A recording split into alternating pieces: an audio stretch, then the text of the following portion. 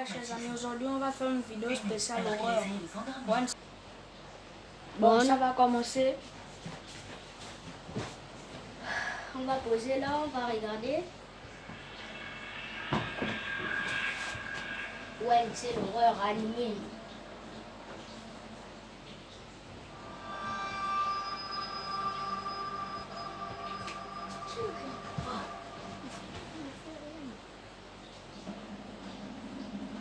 Le premier, c'est ma mère voit les esprits. Ma mère est quelqu'un de plutôt sévère. La première impression qu'elle donnait, sa façon de parler, et même sa personnalité était tellement impressionnante qu'on lui disait souvent qu'elle aurait beaucoup de succès si elle devenait chamane, à chaque fois qu'elle allait voir une liseuse de bonne aventure. J'imagine que c'est pour cette raison que ma mère est capable de voir les esprits depuis son plus jeune âge. Elle me disait souvent ceci, à chaque fois que nous étions en voiture pour aller quelque part. Tu sais, il y a beaucoup de fantômes dans cette ville. Selon elle, il existe une règle dans les endroits où il y a beaucoup de fantômes. Elle a dit qu'ils se trouvent généralement dans les zones avec de grandes étendues d'eau, comme des rivières ou des lacs. Parce que ces lieux dégagent une forte énergie, les fantômes n'ont rien d'autre à faire que de rester là. Un jour, alors que nous conduisions sur la route longeant la rivière, ma mère a soudainement commencé à crier. Elle a dit que l'endroit où nous étions était rempli de fantômes. Quand je lui ai demandé de quel endroit elle parlait exactement, elle a pointé du doigt une zone précise près de l'eau et a répondu « juste là ». Mon cœur s'est serré à cet instant précis. Même après avoir dépassé cette zone, elle a continué à regarder en arrière en disant que c'était étrange. Et puis, quelque chose d'encore plus terrifiant s'est produit juste après. Quelques jours plus tard, nous avons entendu aux informations qu'un corps non identifié avait été retrouvé près de la rivière. Et c'était précisément l'endroit que nous avions dépassé ce jour-là, exactement là où ma mère avait pointé son doigt. Quand je l'ai dit à ma mère en m'exclamant, elle m'a répondu comme si de rien n'était. Oh, et bien voilà pourquoi. Ils étaient rassemblés pour voir ce corps. Je n'ai pas fermé l'œil de la nuit, repensant sans cesse à cette scène que ma mère m'avait racontée, et me demandant s'il y en avait autour de moi.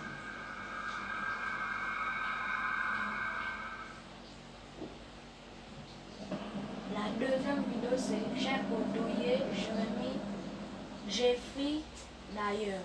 Jérémy n'avait jamais vraiment raconté cette histoire à qui que ce soit, mais il a toujours voulu la partager avec le monde entier. Il se souvient qu'il faisait frais cet après-midi de l'été 1991. Il ne se rappelait pas de la date exacte, mais il se rappelait de ce qu'il voyait dans les rues où il vivait. Sa famille était une famille de 5 personnes. Lui, sa mère, son père, sa sœur et son petit frère. Ils avaient toujours été une famille amicale et généreuse. La famille de Jérémy était mexicaine, et quand ils avaient dû déménager de leur ancien logement, ils n'avaient pas grand-chose.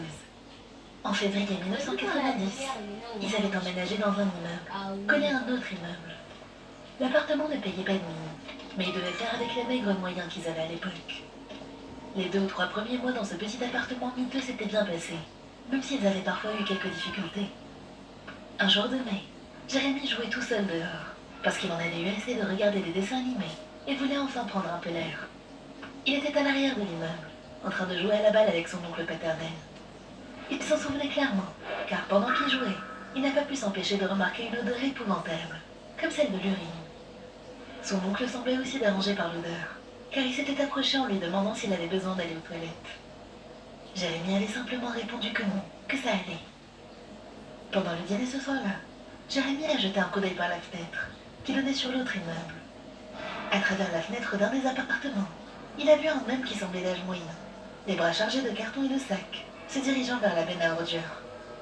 L'homme a violemment jeté ses affaires dans la benne, et en les lançant, Jérémy a aperçu ce qui ressemblait à une main coupée, couverte de sang, qui dépassait d'un sac noir. L'homme a immédiatement ramassé la main, l'a remise dans la benne, et s'est dépêché de retourner devant l'autre immeuble. Jérémy a trouvé cette scène très étrange, mais n'a même pas pensé à se demander si c'était une vraie main, ni ce que l'homme pouvait bien transporter. Il avait vu d'autres choses bizarres avec cet homme, mais il ne souhaite pas trop s'y attarder. Peut-être une autre fois, dans une autre histoire. Après cette nuit-là, une odeur nauséabonde, comme de l'urine et des carcasses d'animaux pourrissantes, a envahi leur appartement pendant presque un an. Cette odeur a persisté pendant tellement longtemps que c'est devenu l'un des pires souvenirs de Jérémy. Il en avait gardé des traumatismes.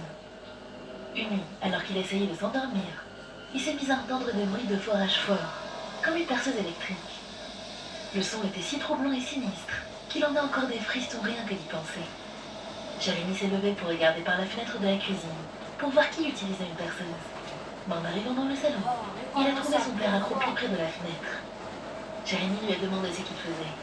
Et son père l'a tiré vers lui et l'a fait s'accroupir à côté de lui. Puis lui a dit quelque chose qui lui a glacé le sang. Il y a un taré qui a pu t'écouter.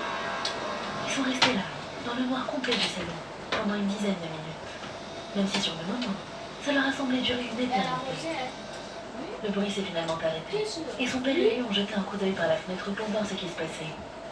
Ils ont vu cet homme se recoiffer puis sortir de chez lui. Jérémy en a profité pour jeter un œil dans l'appartement de l'homme. Et ce qu'il y a vu lui a fait comprendre que quelque chose n'allait vraiment pas. Il y avait un jeune garçon allongé sur un lit, inconscient, avec la télévision allumée en face de lui. Ce qui l'a le plus troublé, c'était que le garçon était complètement nu. Aucun vêtement, ni même un sous-vêtement ou quelque chose pour le couvrir. Le père de Jérémy lui a dit de retourner dans sa chambre, pendant qu'il contactait la police.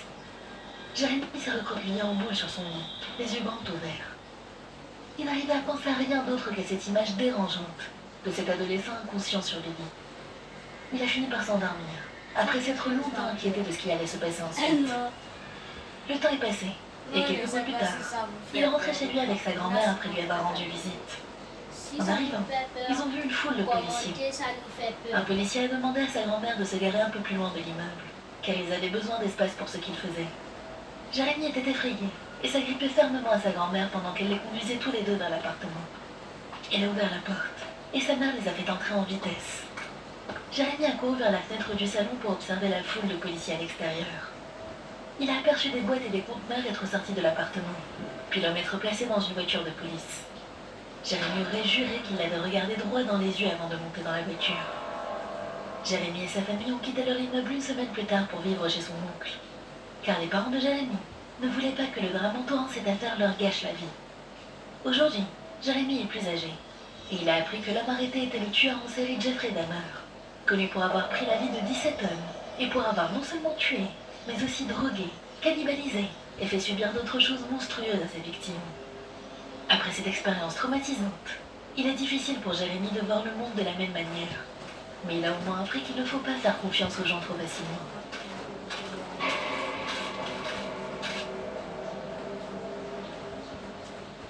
Ça ne dure pas et ça ne fait pas peur. C'est fou.